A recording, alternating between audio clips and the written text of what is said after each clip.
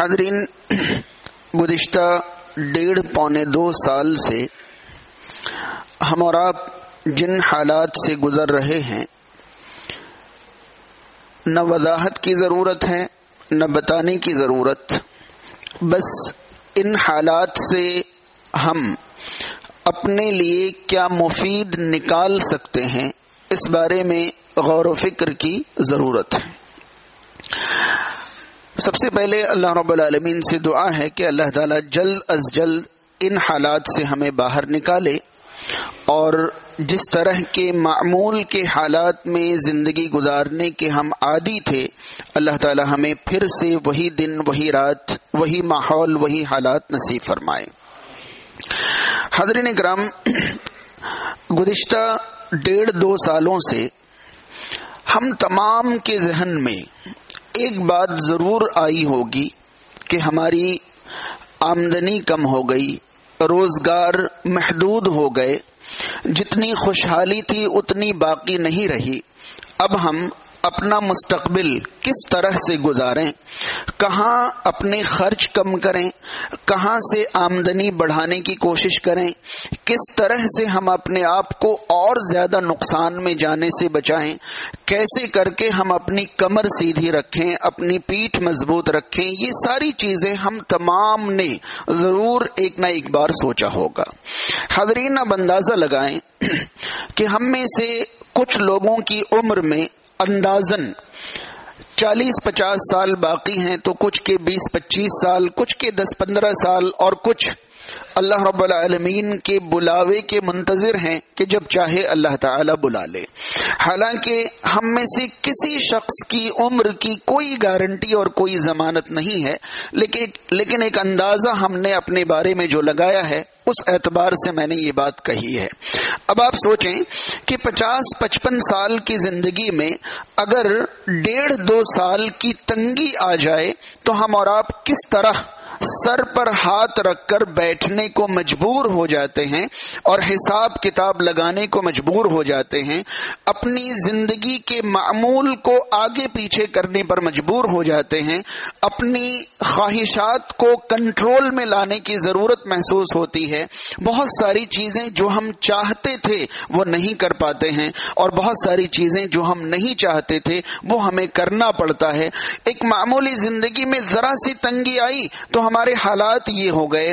اب اندازہ لگائیں کہ اس زندگی کے بعد ہمیں جہاں قدم رکھنا ہے، اس زندگی کی عمر کی تو کوئی انتہا ہی نہیں ہے، اس زندگی کی عمر کی کوئی انتہا نہیں، وہ زندگی کبھی ختم ہونے والی ہی نہیں ہے۔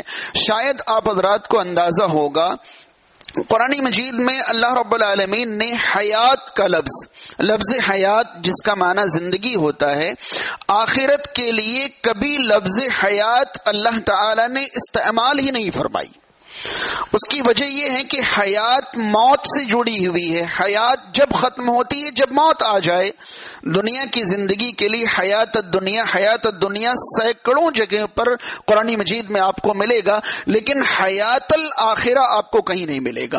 ایک جگہ اللہ رب العالمین نے حیات کا سب سے آخری جملہ استعمال فرمایا، حیوان، یعنی وہ زندگی جو کبھی ختم ہی نہیں ہونے والی، وہ تو حیات ہی نہیں ہے، وہ تو ہمیشہ باقی رہنے والی حیات ہے۔ اگر وہاں ہمارے اسباب کم پڑ جائیں، اگر وہاں ہمارے اسباب کم پڑ جائیں، دنیا میں بہترین زندگی گزارنے کے لیے ہمیں روپے پیسوں کی ضرورت ہے، اور وہاں بہترین زندگی گزارنے کے لیے بھی ہمیں ایک کرنسی کی ضرورت ہے، اور وہ کرنسی ہمارے اعمال ہیں، ہماری نیکیاں ہیں۔ یہاں ہماری کرنسی کم پڑی، ہم اور آپ زندگی میں اتھل پتھل سے محسوس کرنے لگے۔ وہاں اگر ہماری کرنسی کم ہو گئی، وہاں اگر ہماری نیکیاں کم رہ گئیں، تو ہماری آخرت کی زندگی کیسے گزرے گی؟ کبھی ہم نے اس بارے میں غور و فکر کیا، محاسبہ کیا؟ حاضرین کرام، محرم الحرام کے مہینے کے ہم پہلے ہفتے میں داخل ہیں۔ جیسے یہ مہینہ شروع ہوتا ہے، ہم اور آپ جو اسلامی مزاج رکھتے ہیں، اسلامی سوچ رکھتے ہیں، وہ نئے سال کی مبارکباد دینا شروع کرتے ہیں کہ نیا سال، اسلامی سال مبارک ہو، یا ہجری سال مبارک ہو، یا فلاں اور فلاں۔ ایک سال سے گزر کر ہم دوسرے سال میں داخل ہوں تو ہمیں کیا کرنا چاہیے، کیا ذمہ داری ہمارے اوپر بنتی ہے؟ ذمہ داری یہی بنتی ہے کہ ہم اور آپ ایک کیلنڈر سال جو گزار چکے اس کے بارے میں اپنا حساب لیں، اپنا محاسبہ کریں کہ گزشتہ سال ہمارا آخرت کی زندگی کی تیاری کے اعتبار سے کیسا رہا۔ حاضرین کرام، گزشتہ 1.5-2 سالوں نے ہمیں جو سبق دیا ہے، سب سے پہلا اور سب سے بڑا سبق یہ ہے کہ ہمیں اپنی آخرت کی زندگی کے بارے میں حساب و کتاب کی ضرورت ہے۔ اگر یہ معمولی دشواری ہماری زندگی کو دشواری میں ڈال سکتی ہے تو وہاں اگر ہمارے اسباب اور وسائل میں کمی رہ گئی تو ہمارے لیے وہاں کی زندگی بڑی دشوار ہو جائے گی۔ حاضرین کرام، 2-3 باتیں صرف خطبہ جمعہ کے طور پر اسی عنوان سے متعلق مجھے آپ تک پہنچانی ہے۔ سب سے پہلی چیز یہ کہ ہمارے سماج اور معاشرے میں جو لوگ اللہ تعالی سے جڑے ہوئے نہیں ہیں، انہیں اللہ تعالی توفیق دے جڑنے کی، وہ اللہ سے جڑ جائیں اور اپنی آخرت کی تیاری کریں۔ لیکن جو لوگ اللہ تعالی سے جڑے ہوئے ہیں ان کے بارے میں ایک بات میں آپ تک پہنچانا چاہوں گا۔ ہم تمام کی زندگی کا جو مقصد ہے وہ آخرت میں کامیاب ہونا ہے، لیکن آخرت میں کامیاب ہونے کے 2 پہلو ہیں، اور دونوں میں سے کوئی سا بھی پہلو جو میں بتانا چاہتا ہوں، اس بات کو سمجھنے کی کوشش بھی کریں اور اس پر غور و فکر بھی کریں۔ انشاءاللہ ہماری زندگی کے لیے یہ ایک رہنمائی ثابت ہوگی۔ انشاءاللہ آسان لفظوں میں آپ تک پہنچانے کی کوشش کروں۔ 2 مقصد ہیں آخرت میں کامیابی کے، دونوں کا نتیجہ ایک ہی نکلتا ہے، لیکن دونوں میں ہماری زندگی میں اثر الگ الگ پڑتا ہے۔ آخرت میں کامیابی کے 2 پہلو ہیں، ایک پہلو ہے جہنم سے نجات پانا اور دوسرا پہلو ہے جنت میں داخل ہونا۔ جہنم سے نجات پانا ایک پہلو ہے اور جنت میں داخل ہونا دوسرا پہلو ہے۔ ظاہر سی بات ہے دونوں باتیں کہیں نہ کہیں ایک ہی ہیں۔ جہنم سے جو نجات پا گیا اس کا ٹھکانہ جنت ہی ہے، اور جنت میں جس کو داخلہ نصیب ہو گیا وہ جہنم سے نجات پا ہی گیا۔ لیکن ہماری زندگی میں ان دونوں باتوں کا بڑا گہرا اثر پڑتا ہے کہ ہمارے ذہن میں جنت میں داخل ہونے کا تصور زیادہ مضبوط ہے یا جہنم سے بچنے کا تصور زیادہ مضبوط ہے۔ ان دونوں باتوں کا ہماری زندگی میں بڑا گہرا اثر پڑتا ہے۔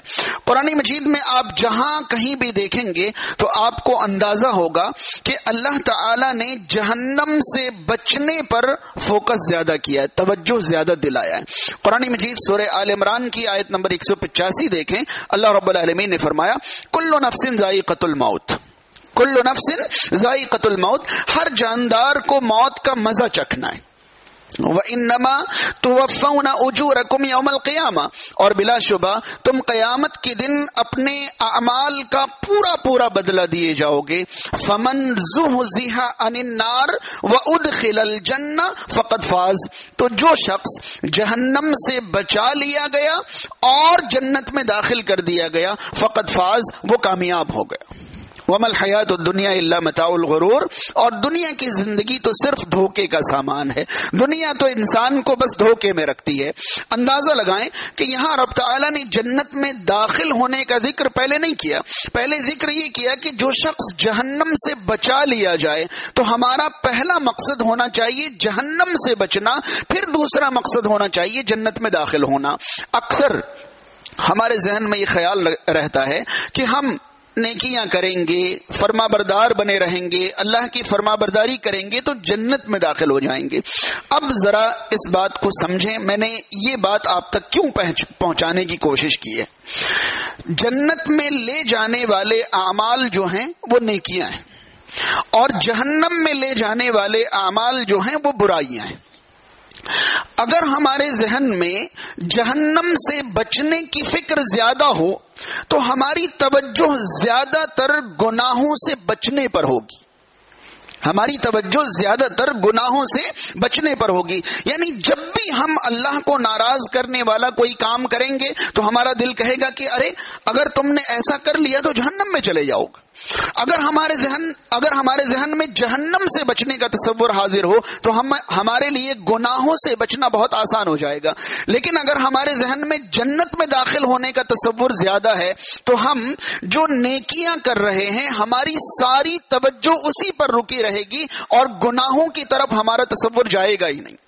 حاضرین کرام، شاید میری یہ بات آپ کو سمجھ میں آئی یا نہیں آئی، لیکن میں ایک فرق آپ کو محسوس کرانا چاہتا ہوں۔ صحابہ کرام نیکیاں کرتے تھے، یہ تو یقینی بات ہے، لیکن وہ گناہ کرتے ہی نہیں تھے، یہ بھی یقینی بات ہے۔ اور اگر کبھی ان سے گناہ سرزد ہو بھی جاتا تو وہ لمحہ بھر میں تھر تھر کانپنے لگتے اور اللہ کی طرف رجوع کرتے، توبہ کرتے اور اپنے آپ کو گناہوں سے پاک و صاف کر لیتے۔ یہ ایک بڑا چیپٹر ہے کہ اگر ان سے کوئی گناہ ہو جاتا تو وہ کس قدر پریشان ہو جاتے تھے، کتنے گھبرا جاتے تھے، یہ ایک پورا ایک خطبہ الگ ہے۔ لیکن آپ محسوس کریں کہ وہ نیکیاں کرتے تھے اور گناہوں سے مکمل بچے رہتے تھے، کبھی گناہ ہو جاتا تو ڈر جاتے اور کانپ جاتے۔ اب ہمارے سماج میں جو لوگ نیکیاں نہیں کرتے، میں ان کی بات نہیں کر رہا ہوں، جو نیکیاں کرتے ہیں میں ان کی بات کر رہا ہوں۔ ہمارے معاشرے کے لوگ نیکیاں کرتے چلے جا رہے ہیں لیکن برائیوں سے نہیں بچ رہے ہیں، برائیوں سے نہیں بچ رہے، ان کی نیکیاں انہیں برائیوں سے نہیں بچا پا رہی ہیں۔ کیوں؟ ایک بڑی وجہ یہ ہے کہ ہمارے ذہن میں صرف جنت ہی جنت ہے، جہنم کا تصور تو ہے ہی نہیں۔ ہم نے کبھی یہ سوچا ہی نہیں کہ پہلے ہمیں جہنم سے بچنا ہے، اس کے بعد جنت میں داخل ہونا ہے۔ اگر جہنم سے بچنے کا تصور ہمارے ذہن میں ہر وقت حاضر رہے تو مجال ہے کہ ہماری ہمت ہو جائے کوئی گناہ کرنے کی۔ نتیجہ دونوں کا برابر ہے، جہنم سے بچو تو جنت، جنت میں گئے تو جہنم سے بچ گئے۔ لیکن تصور کا ہماری زندگی میں بہت بڑا فرق ہے۔ آپ دیکھیں، صحابہ کرام کی زندگی کو پڑھیں یا ان کی زندگی کو سنیں، آپ کو ملے گا کہ صحابہ کے ذہن میں جنت کا تصور ہوتا ہی نہیں تھا۔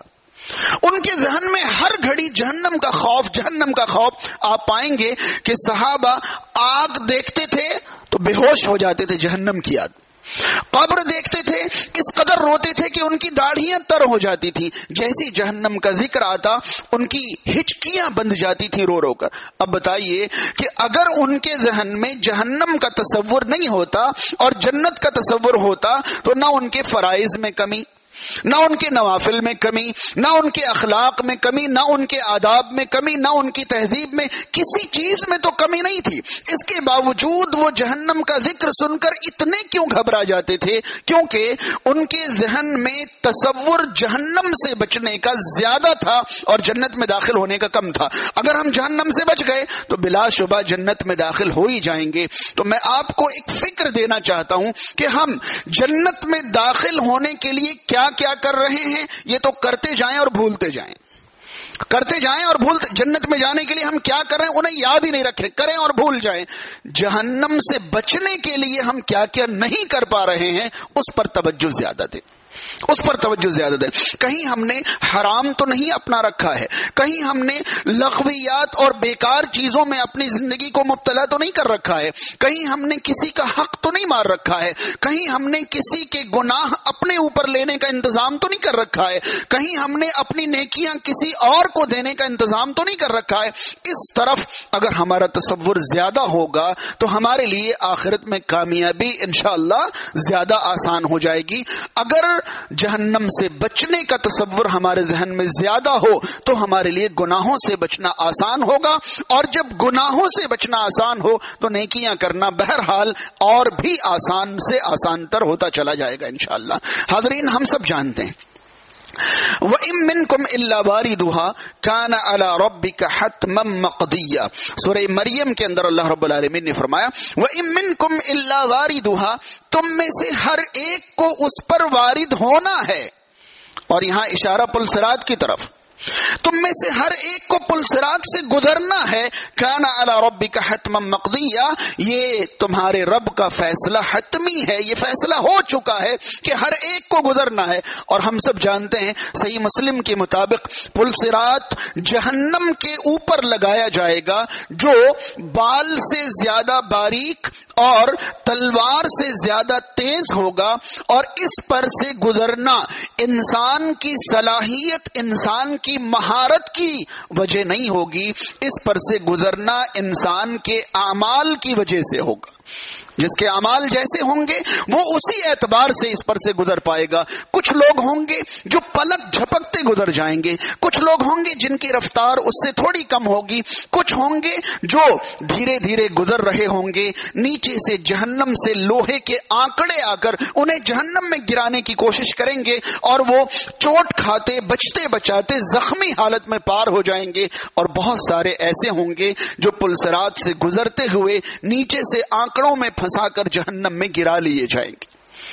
ہمیں پل صراط کے اس پار کی نعمتیں دکھتی ہیں, اور جو تھوڑی بہت نیکیاں ہم کرتے ہیں ہمارا دل خوش رہتا ہے کہ بھائی کوئی نیکی نہیں کر رہا ہے, ہم کر تو رہے ہیں, ہم چلے جائیں گے جنت میں انشاءاللہ, چلے جائیں گے جنت میں انشاءاللہ. پل صراط میں جو رکاوٹیں ہیں اس طرف ہمارا ذہن جاتا ہی نہیں ہے, اس طرف ہم سوچتے ہی نہیں ہیں کہ جب ہم پل صراط میں گزریں گے ہماری رفتار کتنی ہوگی. اگر ہماری رفتار دھیمی ہو گئی اور نیچے سے جہنم کے آنکڑے مقامع من حدید جو آئیں گے, جہنم کے آنکڑے جو آئیں گے, ان سے بچنے لائق ہم نے اعمال کیے ہیں یا نہیں کیے ہیں. حاضرین کرام, ایک تصور تو میں آپ کو یہ دینا چاہتا تھا کہ جنت میں جانے کی فکر کم کریں, جہنم سے بچنے کی فکر زیادہ کریں انشاءاللہ. دوسرا تصور, جو شخص اپنا حساب لیتا ہے, جو شخص اپنا حساب لیتا ہے, یہ یقینی ہے کہ وہ نقصان پر برقرار نہیں رہ سکتا. جو اپنا حساب لیتا ہے وہ نقصان پر برقرار نہیں رہ سکتا. ایک آدمی نے کوئی تجارت شروع کی, مہینہ ہو گیا اس نے حساب نہیں لیا, اسے پتہ ہی نہیں نفع ہو رہا ہے یا نقصان.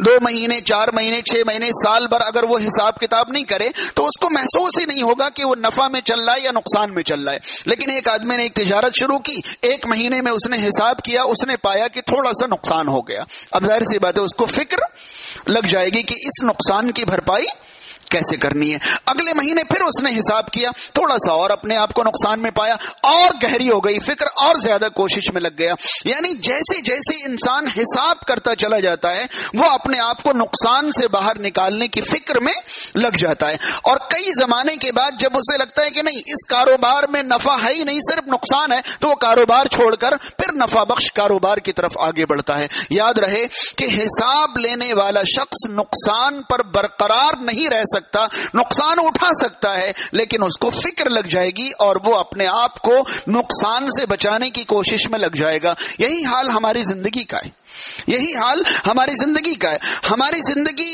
ایک تجارت ہے, آپ سمجھ لیں. اللہ رب العالمین نے بہت دھیان سے اس بات کو سمجھ لیں, اللہ تعالیٰ نے ہمیں جو عمر دی ہے, بالغ ہونے سے پہلے والی جو عمر ہے, جو ہمارے چھوٹے چھوٹے بچے ہیں, بالغ ہونے سے پہلے والی جو عمر ہے یہ تجارت کی تیاری کی عمر ہے. کوئی حساب کتاب نہیں, مرفوع القلم ہے. وہ کچھ بھی کریں, نیکیاں کریں گے لکھا جائے گا, یہ اللہ کا انعام اور اکرام ہے. برائیاں کریں گے مرفوع القلم ہے, نہیں لکھا جائے گا. تو بالغ ہونے سے پہلے پہلے تجارت کی تیاری کی عمر ہے, اور بالغ ہونے کے بعد سے زندگی کی آخری سانس تک جو عمر ہے یہی عمر ہمارا رأس المال ہے, یہی ہماری پونجی ہے, یہی ہماری پونجی. یہ جو زندگی ہے یہ ہماری پونجی ہے.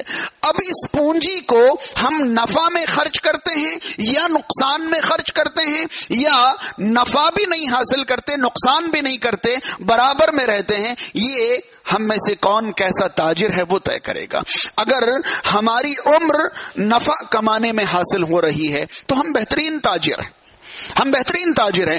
اگر ہماری عمر نفع نقصان دونوں کے بیچ میں ہے تو تمام تاجروں سے پوچھئے کہ اگر کوئی شخص کاروبار کرے اور نقصان بھی نہیں کمائے اور فائدہ بھی نہیں کمائے تو وہ اپنے آپ کو نقصان میں ہی مانتا ہے, اس لیے کہ رقم برابر رکھنے کے لیے اس نے تجارت شروع نہیں کی تھی بلکہ نفع کمانے کے لیے تجارت شروع کی تھی. اگر نقصان نہیں ہوا تب بھی وہ اپنے آپ کو نقصان میں مانتا ہے, اس لیے کہ جس مقصد سے اس نے تجارت شروع کیا تھا وہ مقصد حاصل نہیں ہوا. اگر انسان کی عمر میں نیکیاں اور برائیاں برابر سرابر چل رہی ہیں تب بھی وہ نقصان میں ہی ہے, اور اگر انسان کی عمر برائیوں میں گزر رہی ہے, نیکیوں کا پتہ ہی نہیں, وہ تو اپنی پونجی خراب کر رہا ہے, وہ تو اپنی پونجی برباد کر رہا ہے اور لٹا رہا ہے.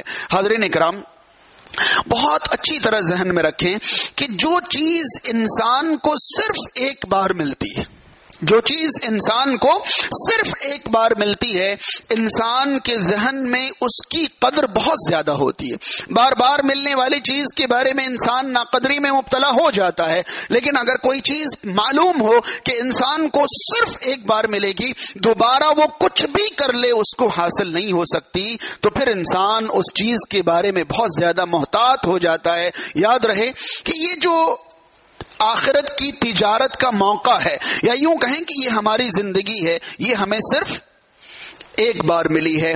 آپ کی زندگی کا جو دن گزر رہا ہے، آپ نے ایک دن کی پونجی سے کیا نیکیاں کمائی، کیا برائیاں کی، جو بھی آپ نے کر لیا، آپ کی زندگی کا یہ دن دوبارہ آپ کو واپس نہیں ملنے والا۔ اگر آپ اس دن کی بات نہ کریں، ہر لمحے اور سیکنڈ کی بات کریں، تو آپ کا ہر لمحہ جو گزر رہا ہے وہ آپ کو دوبارہ حاصل نہیں ہونے والا۔ قرآن مجید میں اس عنوان کی آیتوں کی بھرمار ہے کہ انسان اپنی زندگی کی پونجی کو خسارے اور نقصان میں ڈال کر ایک بار اللہ کے سامنے پہنچ جائے، وہ رو رو کر اللہ سے التجائیں کرے گا کہ اے میرے رب، تو مجھے دنیا میں دوبارہ لوٹا دے تاکہ میں اچھے اعمال کروں، بہترین اعمال کروں، لیکن یہ موقع دوبارہ حاصل ہونے والا نہیں ہے، یہ صرف ایک بار موقع ملا ہے۔ تو یاد رہے، ہماری ذمہ داری ہے کہ ہر دن گزرنے کے بعد ہم اپنا محاسبہ کریں کہ آج سارا دن میں نے اپنی زندگی کے ایک دن کو نفع میں زیادہ لگایا یا نقصان میں زیادہ لگایا، اعتبار آخرت سے، آخرت کے اعتبار سے ہم نے زیادہ نفع کمایا یا زیادہ نقصان کمایا۔ اور آگے بڑھیں ہمارے ذہن و دماغ میں ایک بات ہمیشہ یہ ہونی چاہیے کہ جب ہم اپنا حساب کریں تو ہمارے حساب کا دو پہلو ہونا چاہیے۔ ایک محاسبہ ہم اپنا کوئی بھی کام کرنے سے پہلے کریں، کوئی بھی کام کرنے سے پہلے ہم ایک بار اپنا حساب کریں، اور ایک محاسبہ کوئی بھی کام کرنے کے بعد ہم اپنا حساب کریں۔ جب بھی ہم کوئی بھی کام کرنے جا رہے ہوں تو سب سے پہلے ہم یہ دیکھیں، قدم اٹھانے سے پہلے، عمل کرنے سے پہلے ہم یہ دیکھیں کہ یہ کام دنیا کے لیے ہے یا آخرت کے لیے۔ اگر دنیا کے لیے ہے تو اللہ کی مرضی کے مطابق ہے یا نہیں ہے؟ مرضی کے مطابق ہے، قدم بڑھائیں، آگے بڑھیں۔ اگر وہ کام آخرت کے لیے ہے، اللہ کے لیے ہے، تو سب سے پہلے یہ دیکھیں کہ وہ کام اللہ اور اس کے رسول صلی اللہ علیہ وسلم سے ثابت ہے یا نہیں ہے۔ اگر کسی کے گھر کا بنایا ہوا ہے، سماج معاشرے میں چلتا ہے، کوئی کرتا ہے، بدعات ہیں، آخرت کے لیے آپ کرتے چلے جائیں، کوئی فائدہ نہیں۔ عمل کرنے سے پہلے دنیا کا معاملہ ہے تو صرف یہ دیکھ لیں اللہ کو ناراض کرنے والا تو نہیں ہے، اگر نہیں ہے تو قدم بڑھائیں، اور اگر آخرت کا معاملہ ہے تو یہ دیکھیں کہ اللہ اور اس کے رسول صلی اللہ علیہ وسلم کی تعلیم کے مطابق ہے یا نہیں ہے۔ دوسری چیز یہ دیکھیں کہ جو بھی کام آپ کرنے جا رہے ہیں، کوئی بھی کام ہو، آپ یہ دیکھیں کہ اس کا کرنا نہیں کرنے سے بہتر ہے یا اس کا نہیں کرنا کرنے سے بہتر ہے۔ کیونکہ بہت سارے کام ایسے ہوتے ہیں جو حرام اور حلال پر بیسڈ نہیں ہوتے ہیں، بلکہ نفع اور نقصان پر بیسڈ ہوتے ہیں کہ نہیں کرو تو زیادہ بہتر ہے، کر لو کوئی حرج نہیں۔ لیکن آپ ایک ماہر تاجر ہیں، اللہ نے آپ کو ایک پونجی، زندگی نام کی ایک پونجی دے کر بھیجا ہے، اور ماہر تاجر نفع کمانے کا کوئی موقع گنواتا نہیں ہے اور نقصان کی طرف قدم بڑھاتا نہیں ہے۔ تو جب بھی آپ کوئی کام کرنا چاہیں تو آپ دیکھ لیں کہ آپ کا یہ کام کرنا نہیں کرنے سے بہتر تو نہیں ہے۔ اگر نہیں کرنے سے بہتر ہے تو آپ کر ڈالیں، اور اگر نہیں کرنا کرنے سے زیادہ بہتر ہو تو پھر حلال ہے، حرام ہے، جائز ہے، ناجائز ہے، اس چکر میں نہ پڑیں، بلکہ یہ دیکھیں کہ یہ غیر ضروری کام جس کا نہیں کرنا زیادہ بہتر ہے، میں یہ کام کیوں کروں، لہذا میں یہ بھی نہیں کرتا۔ آپ ماہر تاجر کی طرح اپنے وقت کا بہترین استعمال کریں، اور پھر عمل کرنے سے پہلے ایک تیسری چیز کا حساب یہ لگائیں کہ اگر آپ ایسا کرتے ہیں تو اللہ کا اور اللہ کے بندوں کا کتنا آپ فائدہ کر سکتے ہیں، اللہ کو کس قدر راضی کر سکتے ہیں، اللہ کے بندوں کو کتنا فائدہ پہنچا سکتے ہیں. اور اگر آپ یہ کام نہیں کریں گے تو اللہ کو راضی کرنے کا موقع کتنا گنوا لیں گے اور اللہ کے بندوں کا کتنا نقصان کریں گے. عمل کرنے سے پہلے یہ 2-3 چیزیں ہمارے ذہن میں ہو. اور جب ہم کوئی عمل کر لیں تب بھی اپنا حساب کریں. جیسے ہم نے ایک وقت کی نماز قائم کی، باہر نکلیں اور باہر نکلنے کے بعد پھر اپنا حساب کریں کہ کتنا کرنا چاہیے تھا میں نے اتنا کیا یا کچھ کم رہ گیا. یہ عمل کے بعد کا محاسبہ ہے. عمل سے پہلے جو تھا وہ میں نے بتایا. عمل کے بعد جیسے آپ نے عمل کیا، فرض پڑی، باہر نکلے اور لگ گئے اپنے کام میں، آپ دروازے پر نہیں پہنچے، آپ ایک بار محاسبہ کیجئے کہ آپ نے فرض ادا کیا. اگر ادا کیا تو اطمینان و سکون تھا یا نہیں تھا، تسبیحات وغیرہ آپ نے مکمل کری تھی یا نہیں کری تھی، اور بھی موقع تھا آپ نے گنوا تو نہیں دیا. آگے اور پیچھے کے جو سنن رواتب تھے، جو مؤکدہ تھے، وہ بھی آپ نے ادا کیے. اگر کوئی جلد بازی نہیں تھی، کوئی عجلت نہیں تھی، تو آپ 2-4 رکعت نفل کا بھی اہتمام کر سکتے تھے. تو عمل کے بعد آپ سب سے پہلے محاسبہ یہ کریں کہ جو آپ نے کیا وہ مکمل تھا یا نہیں تھا. اگر مکمل تھا تو اس پر برقرار رہیں، اگر مکمل نہیں تھا تو سوچ لیں کہ اگلی بار میں اس سے انشاءاللہ بہتر کروں گا. جب آپ عمل کر لیں تو عمل کرنے کے بعد آپ یہ سوچیں، یہ پوائنٹ ذرا توجہ سے سنیں. جب آپ عمل کر لیں تو عمل کرنے کے بعد آپ ہمیشہ یہ سوچیں کہ وہ کون لوگ ہیں جو آپ سے زیادہ اور آپ سے بہتر عمل کرتے ہیں، اور ہمیشہ نگاہ انہی پر ٹکائے رہیں کہ میں اب بھی ان سے بہت پیچھے ہوں، میں اب بھی ان سے بہت پیچھے ہوں، اور مجھے اپنا عمل چاہے جتنا کر رہا ہوں مجھے اور زیادہ بڑھانا ہے، میں ان سے ابھی پیچھے ہوں. اور نیچے والوں کو ہرگز نہ دیکھیں، ورنہ آپ جہاں ہیں وہاں سے اگلے مرحلے میں آپ اور نیچے اتر جائیں گے.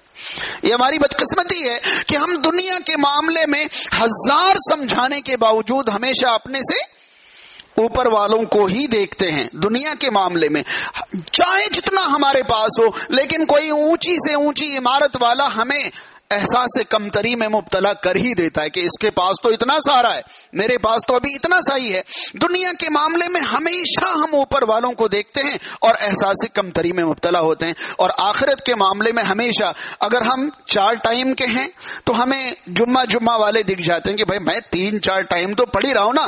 بہت سارے لوگ تو صرف جمعہ میں، اور کچھ تو عیدین والے، جمعہ والے عیدین والوں کو دیکھ کے خوش رہتے ہیں کہ میں تو جمعہ آتا ہوں. بہت سارے لوگ تو صرف عید کے دن دکھائی دیتے ہیں.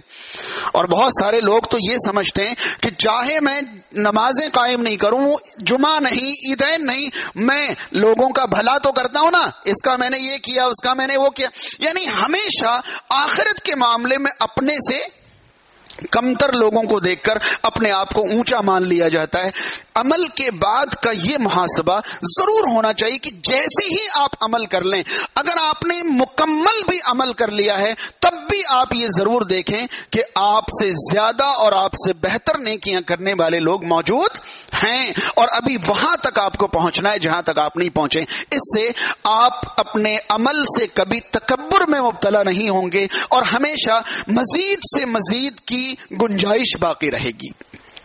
حاضرین کرام، صحیح مسلم کی وہ مشہور حدیث آپ کے ذہن میں ہوگی. رسول کریم صلی اللہ علیہ وسلم نے فرمایا، انظروا الی من هو اسفل منکم ذلک اجدر الا تزدروا نعمت اللہ علیکم. انہیں دیکھا کرو جو تم سے نیچے ہوں، انہیں دیکھا کرو جو تم سے نیچے ہوں. دنیا کے معاملے میں، آخرت کے معاملے میں نہیں. انہیں دیکھا کرو جو تم سے نیچے ہوں. یہ زیادہ مناسب ہے کہ تم اللہ کی نعمتوں کی شکر گزاری کرو گے. اگر دنیا کے معاملے میں ہمیشہ اپنے سے نیچے والوں پر نظر رہے کہ میں جس حال میں بھی ہوں، ابھی بھی مجھ سے کمتر حالات میں بہت سارے لوگ ہیں، اللہ نے کم سے کم ان سے تو اچھا مجھے رکھا ہے. اگر آپ کرائے کے مکان پر بھی تو ہیں، بہت سارے لوگوں کو کرائے کا مکان بھی نصیب نہیں اور وہ ٹینٹ گاڑ کر سڑکوں کے کنارے رہتے ہیں. انہیں دیکھ کر آپ خوش رہیں کہ آپ کو کم سے کم اللہ نے اتنا عطا کیا ہے کہ آپ کرایہ ادا کر پاتے ہیں اور کرائے کے گھر میں ہیں. اور بہت سارے لوگوں کو تو وہ ٹینٹ تک نصیب نہیں ہے. آپ دیکھیں بریجوں کے نیچے کتنے لوگوں کی زندگی گزر گئی. بہرحال دنیا کے معاملے میں ہمیشہ نیچے کی طرف دیکھا کریں. تو یہ یاد رہے کہ ایک محاسبہ اپنا عمل سے پہلے اور ایک محاسبہ اپنا عمل کے بعد، یہ دونوں محاسبے اگر باقی رہے تو انشاءاللہ ہماری زندگی بہتر سے بہتر ہوتی چلی جائے گی. قرآن مجید کی ایک آیت جہاں سے میں نے بات شروع کرنا چاہی تھی، اللہ رب العالمین نے فرمایا یا ایھا الذین آمنوا اتقوا اللہ ولتنظر نفس ما قدمت لغد. اے وہ لوگوں جو ایمان لائے ہو، اللہ سے ڈرو. ولتنظر نفس ما قدمت لغد، اور ہر شخص سوچ لے اس نے کل کے لیے کیا بھیجا ہے. وَلْتَنْظُرْ نَفْسٌ مَا قَدَّمَتْ لِغَدٍ، ہر شخص سوچ لے کہ اس نے کل کے لیے کیا بھیجا ہے. وَاتَّقُوا اللَّهَ، اور اللہ سے ڈرو. إِنَّ اللَّهَ خَبِيرٌ بِمَا تَعْمَلُونَ، بے شک اللہ تعالی ان تمام چیزوں کی خوب خبر رکھنے والا ہے جو تم کرتے ہو. حاضرین، اس آیت پر غور کریں تو دو چیزیں آپ کے سامنے آئیں گی. پہلی چیز یہ کہ قرآن مجید کا ایک عام انداز ہے کہ اللہ تعالیٰ جب بھی کوئی اہم یا مشکل ترین کام کا حکم فرماتا ہے تو اس سے پہلے یا اس کے بعد میں اللہ سے ڈرنے کا حکم کرتا ہے. آپ قرآن سے اگر متعارف ہیں، قرآن کی تلاوت ترجمہ کے ساتھ کرتے ہیں تو آپ پائیں گے کہ جب بھی کوئی مشکل حکم ہے اس سے پہلے یا اس کے بعد میں اللہ تعالیٰ یہ ضرور فرماتا ہے اللہ سے ڈرو. اس لیے کہ اللہ سے ڈرے بنا کوئی نیکی ممکن نہیں اور اللہ سے ڈرے بنا کسی برائی سے بچنا ممکن نہیں.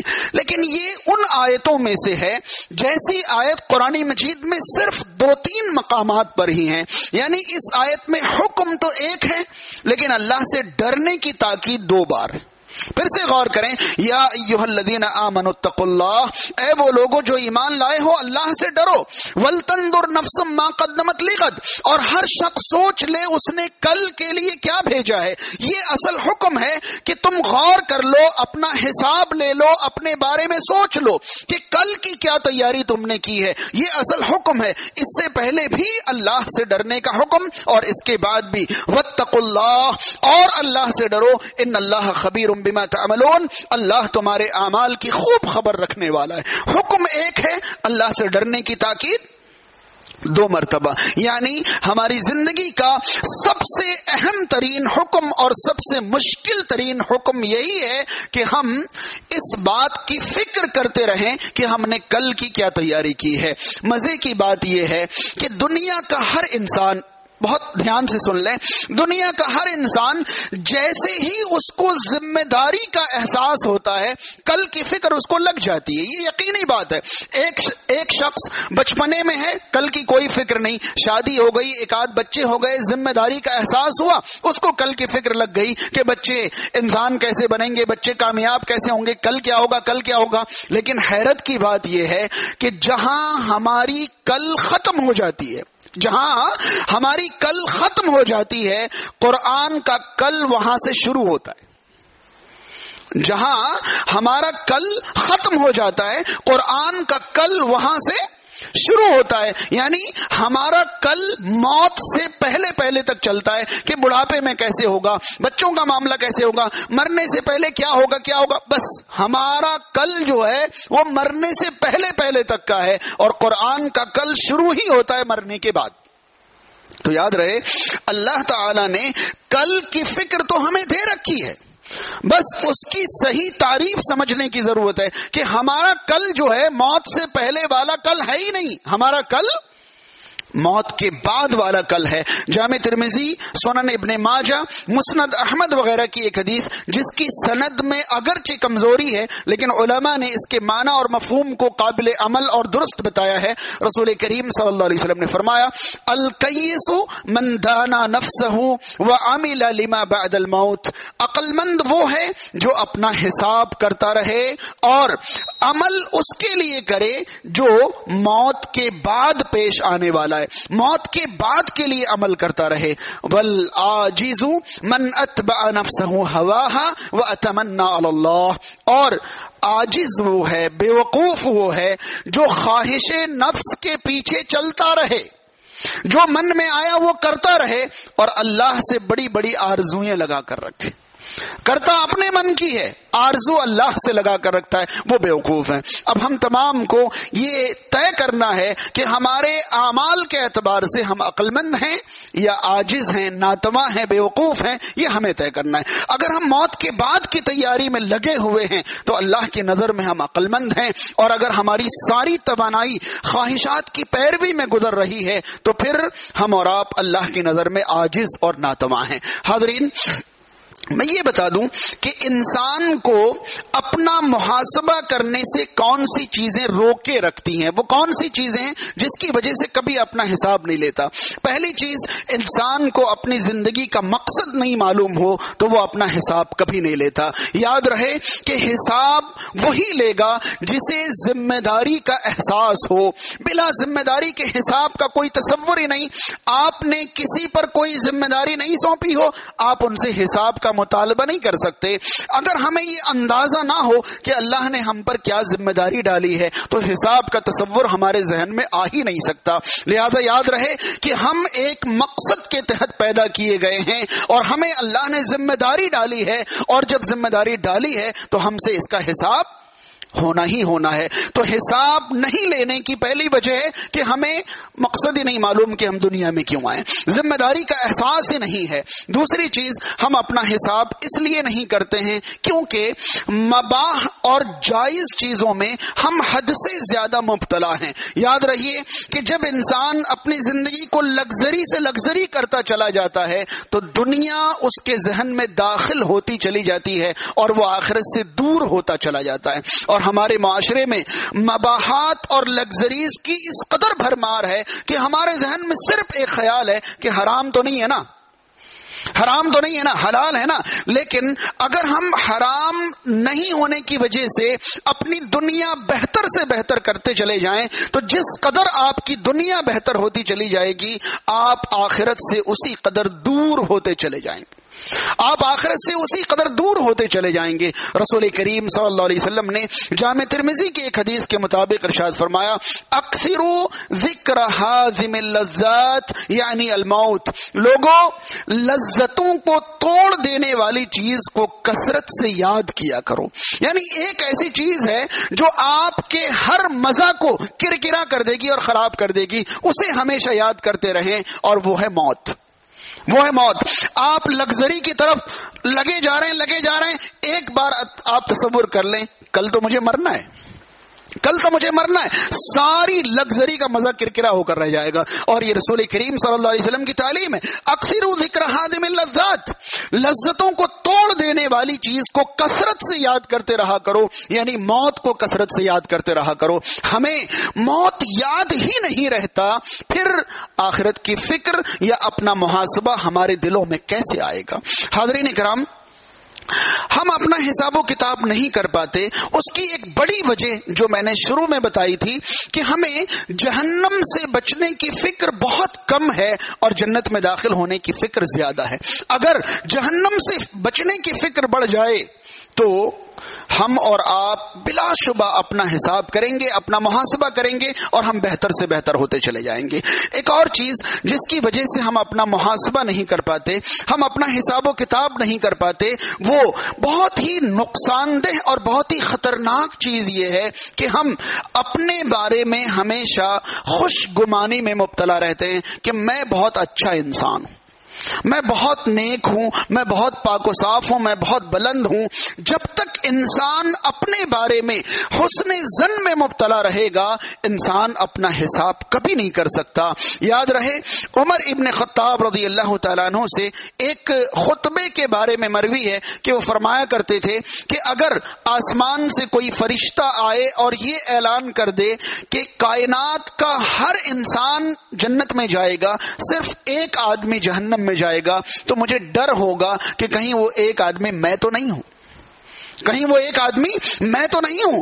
اور اگر یہ اعلان کر دیا جائے کہ سارے کے سارے لوگ جہنم میں جائیں گے, صرف ایک جنت میں جائے گا, تو مجھے امید ہوگی کہ کہیں وہ ایک آدمی میں تو نہیں ہوں. وہاں آپ تصور کریں, ایک طرف اللہ کی رحمت کی حد سے زیادہ امید بھی ہے, تو دوسری طرف ہر لمحہ اللہ کا ڈر بھی ہے. ہم نے جو کچھ بھی کیا ہے, کیا پتا اللہ رب العالمین انہیں قبول فرمائے یا نہیں فرمائے. اس کی رحمت ہوگی قبول ہو جائے گا, اور رحمت نہیں ہوگی تو اللہ تعالیٰ کہاں کمی نکالے اور کہے کہ جا, یہ تیرے سارے اعمال ہبا منظور ہے. کیا کریں گے؟ تو یاد رہے, اپنے بارے میں حد سے زیادہ حسن ظن میں مبتلا ہونے کی ضرورت بالکل نہیں ہے. اگر آپ اپنے آپ کو نیک, اچھا اور بہت متقی اور بہت پرہیزگار سمجھتے ہیں, تو وہاں سے آپ کا زوال شروع ہو جائے گا, وہاں سے آپ نیچے چلے جائیں گے. ہر وقت آپ اپنا محاسبہ کرتے رہیں اور اپنے آپ کو مزید بہتر کی طرف لے جانے کی کوشش کرتے رہیں.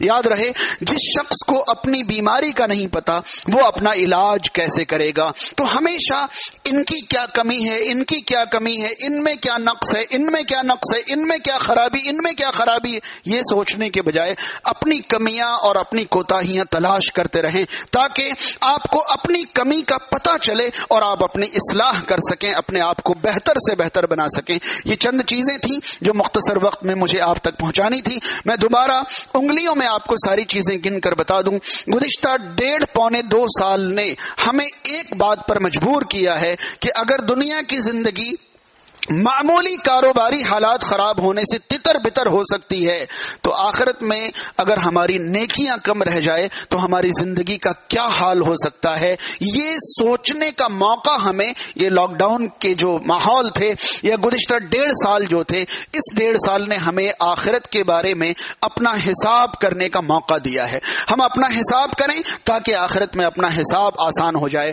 میں نے جو چیزیں آپ تک پہنچائی تھی, سب سے پہلی چیز بتائی کہ جہنم سے بچنے کی فکر زیادہ کریں, جہنم سے بچ گئے تو جنت میں انشاءاللہ داخل ہو جائیں گے. میں نے اس کے بعد آپ کو بتایا کہ اگر ہم اور آپ کوئی بھی کام کرنے جا رہے ہیں, کرنے سے پہلے ایک بار سوچیں, کرنے کے بعد 2 بار سوچیں. جب بھی ہم اور آپ کوئی عمل کریں تو عمل کرنے کے بعد تکبر میں مبتلا نہ ہوں, بلکہ ہمیشہ اپنے سے بہتر نیکیاں کرنے والوں کو دیکھیں. میں نے آخر میں آپ کو بتایا کہ جو چیزیں ہمیں محاسبہ کرنے سے روکتی ہیں, ان میں سب سے پہلی چیز جو ہے وہ اپنا مقصد کو یاد نہیں رکھنا, یا مباحات اور لگژریز میں بہت زیادہ مبتلا ہو جانا, اور اس طرح کی ساری چیزیں. اللہ رب العالمین ہم تمام کو اپنا محاسبہ کرنے والا بننے کی توفیق نصیب فرمائے. اللہ تعالی ہمیں آخرت کی بہت زیادہ فکر کرنے والا بننے کی توفیق نصیب فرمائے. ہم جو بھی نیکیاں کر رہے ہیں سب سے پہلے اللہ انہیں قبول فرمائے, اور مزید سے مزید نیکیوں کی توفیق اللہ تعالی ہمیں نصیب فرماتا رہے. جو کمیاں, کوتاہیاں, گناہ اور برائیاں ہم سے ہو گئی ہیں یا ہو جاتی ہیں, اللہ تعالیٰ اپنے خاص فضل و کرم سے انہیں درگزر فرمائے, معاف فرمائے, اور آنے والی زندگی میں اللہ تعالیٰ ہمیں گناہوں سے بچنے کی توفیق عطا فرمائے. سماج اور معاشرے میں جتنے بھی لوگ بیمار ہیں اللہ تعالیٰ ان کو شفائے کاملہ, عاجلہ, دائمہ اور نافعہ نصیب فرمائے. جو پریشان حال ہیں ان کی پریشانیاں دور ہو, جو مقروض ہیں ان کے قرض کی ادائیگی کی صورت پیدا ہو, جو بے روزگار ہیں انہیں حلال اور پاکیزہ رزق عطا ہو, جن کے رزق میں تنگی ہے کشادگی فرما دے. جو لوگ دنیا چھوڑ کر جا چکے ہیں, میں خاص طور پر نام لے کر کہنا چاہوں گا ہمارے فیروز بھائی, جن کے ساتھ میں نے کافی وقت بالکل قریب رہ کر گزارا ہے, اللہ تعالیٰ انہیں اعلیٰ علیین میں مقام نصیب کرے. اللہ رب العالمین ان کی مغفرت فرمائے, اللہ تعالیٰ ان کے درجات بلند کرے. جو لوگ بھی دنیا چھوڑ کر گئے ہیں اللہ تعالیٰ ان کی مغفرت فرمائے. اقول قولی ھذا استغفر اللہ لی ولکم ولسائر المسلمین والحمد للہ رب العالمین.